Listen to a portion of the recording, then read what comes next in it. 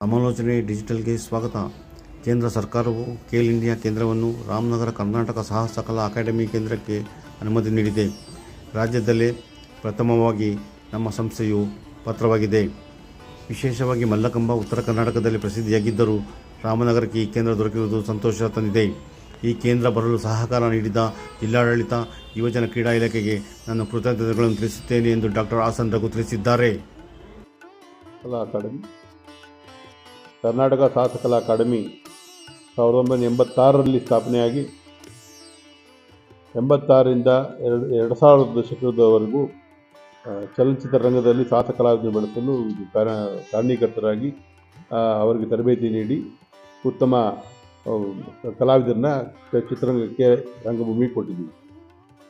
2006ರಿಂದ ಈ ಸಾಹಸ ಕಲಾ ಅಕಾಡೆಮಿ ರಾಮನಗರದಲ್ಲಿ ಸ್ಥಾಪನೆಯಾಗಿ ಒಂದು ಸಾಹಸ ಕಲಾ ಶಿಕ್ಷಣ ಕೇಂದ್ರ ಹಾಗೂ ಜನಪದ ಗುರುಕುಲ ಮತ್ತು ಸಾಹಸ ಕ್ರೀಡೆಗಳ ವಸತಿ ಶಾಲೆ ಎಂಬ ಹೆಸರಿನಲ್ಲಿ ಕಾರ್ಯನಿರ್ವಹಿಸುತ್ತಿದ್ದು, ಮಕ್ಕಳಿಗೆ ತರಬೇತಿ, ಯುವಕರಿಗೆ ತರಬೇತಿಗಳು ನೀಡುವುದು ಕಾರ್ಯನಿರ್ವಹಿಸ್ತಾ ಇದ್ದು, ನಾನು ಮೂಲತಃ ಕ್ರೀಡಾಪಟುವಾಗಿದ್ದು, ಮಾಜಿ ಸೈನಿಕನಾಗಿದ್ದು, ಜಿಮ್ನಾಸ್ಟಿಕ್ನಲ್ಲಿ NS ಕೋಚ್ ಆಗಿದ್ದರಿಂದ ನನ್ನ ಒಂದು ಪ್ರಯತ್ನದ ಫಲವಾಗಿ ಖೇಲ್ ಇಂಡಿಯಾ ಸೆಂಟರ್ನ ನಮ್ಮ ಸಂಸ್ಥೆಗೆ ಪ್ರಥಮ ಬಾರಿಗೆ ಮಲ್ಲಕಂಬ ತರಬೇತಿಗಾಗಿ ನೀಡಿದ್ದಾರೆ. ಮಲ್ಲಕಂಬ ಈ ಉತ್ತರ ಕರ್ನಾಟಕದಲ್ಲಿ ಭಾಳ ಪ್ರಸಿದ್ಧಿಯಾಗಿದೆ. ಆದರೆ ನಮಗೆ ದೊರೆತಿದ್ದು, ರಾಮನಗರಕ್ಕೆ ದೊರೆತಿದ್ದು ನಮಗೆ ಭಾಳ ಸಂತೋಷ ಆಗ್ತಾಯಿದೆ. ಈ ನಿಟ್ಟಿನಲ್ಲಿ ಜಿಲ್ಲಾಡಳಿತ ಸಹಕಾರ ನೀಡಿದೆ, ನಮ್ಮ ಯುವಜನ ಇಲಾಖೆ ಸಹಕಾರ ನೀಡಿದೆ. ಈಗ ಆಗಸ್ಟ್ 1ನೇ ತಾರೀಕಿಂದ ಅಧಿಕೃತವಾಗಿ ನಾನು ಈ ಕಾರ್ಯಕ್ರಮವನ್ನು ಆರಂಭಿಸಿದ್ದು 35 ಮಕ್ಕಳು ಪೋರ್ಟಲ್ನಲ್ಲಿ ರಿಜಿಸ್ಟರ್ ಆಗಿದ್ದಾರೆ. ಅದರ ಶಿಕ್ಷಕರಾಗಿ ಶ್ರೀಶೈಲ ಹೂಗಾರ್ ಅವರನ್ನು ನೇಮಕ ಮಾಡಿದ್ದೇವೆ. ಇದಕ್ಕಿಂತ ಮುಂಚೆ ನಮ್ಮ ಕೇಂದ್ರದಲ್ಲಿ ಗುರುಕುಲದಲ್ಲಿ ಬಸವರಾಜ್ ಕುದುರೆಯವರು ಶಿಕ್ಷಕರಾಗಿ ಕಳೆದ 10 ವರ್ಷಗಳ ಕಾಲ ನಮ್ಮ ಮಕ್ಕಳಿಗೆ ತರಬೇತಿಯನ್ನು ನೀಡಿದರು.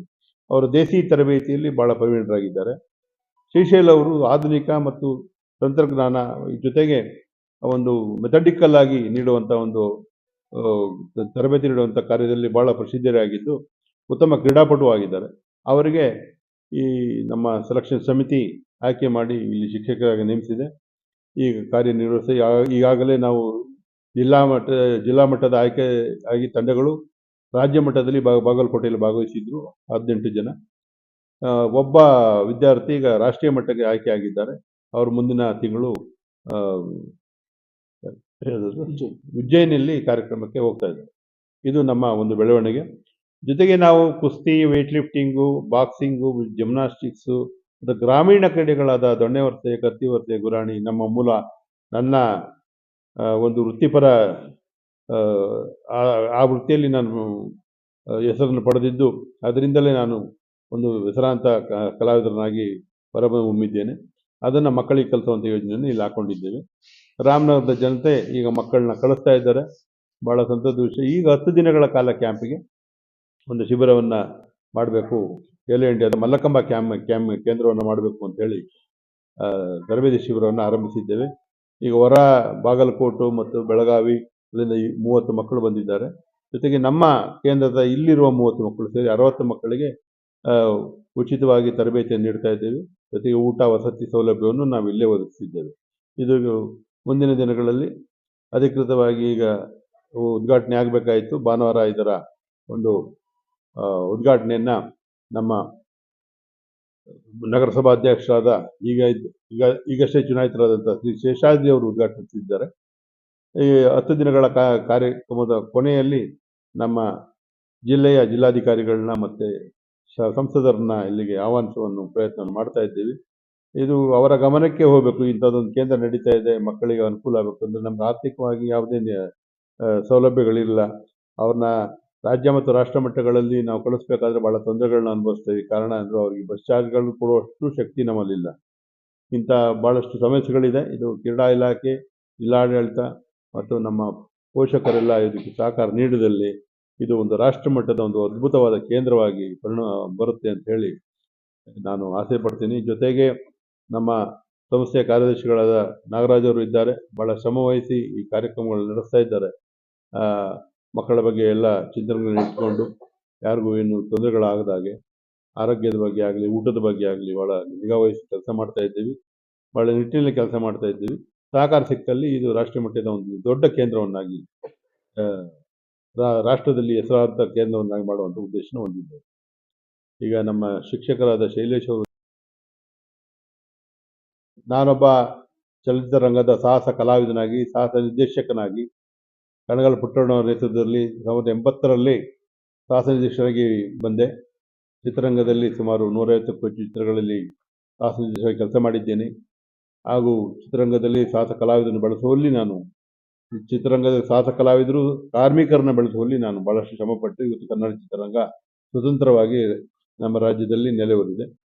ಇದನ್ನೆಲ್ಲ ಗುರುತಿಸಿ ಇದಕ್ಕೆ ಮೊದಲು ನನಗೆ ಆರ್ಮಿಯಿಂದ ಬಂದ ನಂತರ ನನಗೆ ಈ ಜಾನಪದ ಕೇಂದ್ರ ಸರ್ಕಾರದ ಸಂಗೀತ ನಾಟಕ ಅಕಾಡೆಮಿಯಿಂದ ಸೀನಿಯರ್ ಫೆಲೋಶಿಪ್ಪನ್ನು ನೀಡಿದ್ದಾರೆ. ಒಂದು ದೊಡ್ಡ ಪ್ರಬಂಧವನ್ನು, ಸಮರ ಕಲೆಗಳು ಮತ್ತು ರಂಗಭೂಮಿಯ ಪ್ರಬಂಧವನ್ನು ಮಂಡಿಸಿದ್ದೇನೆ. ಇದಾದ ನಂತರ ನನಗೆ 1986ರಲ್ಲಿ ಆಕ್ಷನ್ ಚಿತ್ರಕ್ಕೆ ರಾಜ್ಯ ಪ್ರಶಸ್ತಿ ಉತ್ತಮ ಸಾಹಸ ನಿರ್ದೇಶನಕ್ಕೆ ನೀಡಿದ್ದಾರೆ. ಈಗ ಇತ್ತೀಚೆಗೆ 2017ರಲ್ಲಿ ನನಗೆ ರಾಜ್ಯೋತ್ಸವ ಪ್ರಶಸ್ತಿಯನ್ನು ನೀಡಿ ಗೌರವಿಸಲಾಗಿದೆ. ಈಗ ಜಾನಪದ ವಿಶ್ವವಿದ್ಯಾಲಯ ನನಗೆ ಗೌರವ ಡಾಕ್ಟರೇಟನ್ನು ನೀಡಿ ಈ ವರ್ಷ ನನಗೆ ಒಂದು ಸ್ಥಾನಮಾನವನ್ನು ನೀಡಿದೆ. ಇದರ ಹಿನ್ನೆಲೆ ನಾನು ಸಾಹಸ ಕಲಾವಿದನಾಗಿ ಮೂಲತಃ ಸಮರ ಕಲೆಗಳು, ಜಾನಪದ ಸಮರ ಕಲೆಗಳನ್ನ ಉಳಿವಿಗಾಗಿ ಕೆಲಸ ನಿರ್ವಹಿಸ್ತಾ ಇದ್ದೇನೆ. ಕರ್ನಾಟಕ ಕಲಾ ಕಳೆದ 20 ವರ್ಷದಿಂದ ಈ ಕಾರ್ಯ ನಮ್ಮ ರಾಮನಗರದಲ್ಲಿ ಪ್ರಥಮರಿಗೆ ಕರ್ನಾಟಕ ಸಾಹಸ ಕಲಾ ಅಕಾಡೆಮಿಯನ್ನು ಪ್ರಾರಂಭ ಮಾಡ್ತಾ ಇದ್ದೇವೆ ಸುಮಾರು ವರ್ಷಗಳಿಂದ. ಮಾರ್ಚಿಯಲ್ಲಿ ನಮಗೆ ಇದನ್ನು ಅನುಮತಿಯನ್ನು ನೀಡಿದ್ದಾರೆ.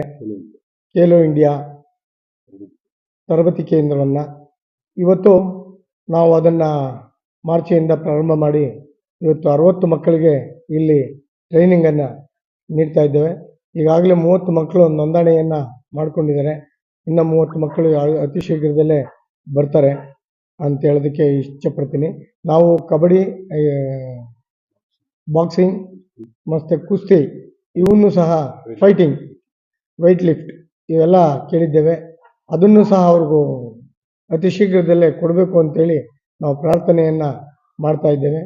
ಇದ್ರ ಜೊತೆಗೆ ಈಗಾಗಲೇ ಖೇಲೋ ಇಂಡಿಯಾ ನಮ್ಮ ಸಂಸ್ಥೆಯಲ್ಲಿ ನಮ್ಮ ಸಾಹಸ ಕಲಾ ಕೇಂದ್ರದ ರಘು ಅವರು ಅಧ್ಯಕ್ಷರು ಹಾಗೂ ನಮ್ಮ ಶಿಕ್ಷಕರಾದಂಥ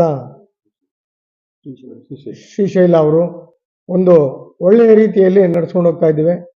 ಇದಕ್ಕೆ ಕೇಂದ್ರ ಸರ್ಕಾರ, ರಾಜ್ಯ ಸರ್ಕಾರ ಹೆಚ್ಚಿನ ರೀತಿಯಲ್ಲಿ ಸಹಕಾರ ಕೊಟ್ಟರೆ ಈ ರಾಜ್ಯದಲ್ಲೇ ಪ್ರಥಮ ಬಾರಿಗೆ ನಮಗೆ ಖೇಲೋ ಇಂಡಿಯಾವನ್ನು ಕೊಟ್ಟಿದ್ದಾರೆ. ಅದರಲ್ಲಿ ಯಶಸ್ವಿ ಆಗ್ತೀವಿ. ಮತ್ತು ಮಕ್ಕಳೆಲ್ಲ ಈಗಾಗಲೇ ನಮ್ಮ ಮೊನ್ನೆ ಹೋಗಿದ್ದಿದ್ದು ಯಾವುದು ರಾಜ್ಯ ಮಟ್ಟದಲ್ಲಿ ಪ್ರಶಸ್ತಿಯನ್ನು ಸಹ ಗಳಿಸಿ ಬಂದಿದ್ದಾರೆ. ಈಗ ನಾವು ಎಲ್ಲಿ ಕಳಿಸೋದು ನೆಕ್ಸ್ಟ್ ರಾಷ್ಟ್ರ ಮಟ್ಟಕ್ಕೆ ಉಜ್ಜಯಿನಿಯೊಳಗೆ ನಡೀತಾ ಇದೆ. ಅದಕ್ಕೆ ನಮ್ಮ ಕಲಾ ಕೇಂದ್ರದಿಂದ ಹೋಗ್ತಾ ಇದ್ದಾರೆ ಮಕ್ಕಳಿಗೆ. ಅವ್ರಿಗೂ ಸಹ ಒಳ್ಳೆಯದಾಗಲಿ ಅಂತೇಳಿ ಪ್ರಾರ್ಥನೆಯನ್ನು ಮಾಡ್ತಾ, ಇವತ್ತೇನು ಈ ಕಾರ್ಯಕ್ರಮಕ್ಕೆ ಎಲ್ಲ ಬಂದಿರುವಂಥ ಅತಿಥಿಗಳು ಮತ್ತು ಗೆಸ್ಟ್ಗಳು, ಮಕ್ಕಳಿಗೆ ಮತ್ತು ಎಲ್ಲ ವೇದಿಕೆಯ ಮುಂಭಾಗದಲ್ಲಿರುವ ಎಲ್ಲ ಆತ್ಮೀಯರಿಗೂ ಸಹ ನಮಸ್ಕಾರಗಳನ್ನು ಹೇಳ್ತಾ ಮಾತಿಗೆ ವಿರಾಮವನ್ನು ಕೊಡ್ತಾ ಇದ್ದೀನಿ. ಜೈ ಹಿಂದ್, ಜೈ ಕರ್ನಾಟಕ. ಈ ವಿಡಿಯೋ ಇಷ್ಟವಾಗಿದ್ದರೆ ಲೈಕ್, ಶೇರ್ ಮತ್ತು ಸಬ್ಸ್ಕ್ರೈಬ್ ಮಾಡಿರಿ. ವಂದನೆಗಳೊಂದಿಗೆ.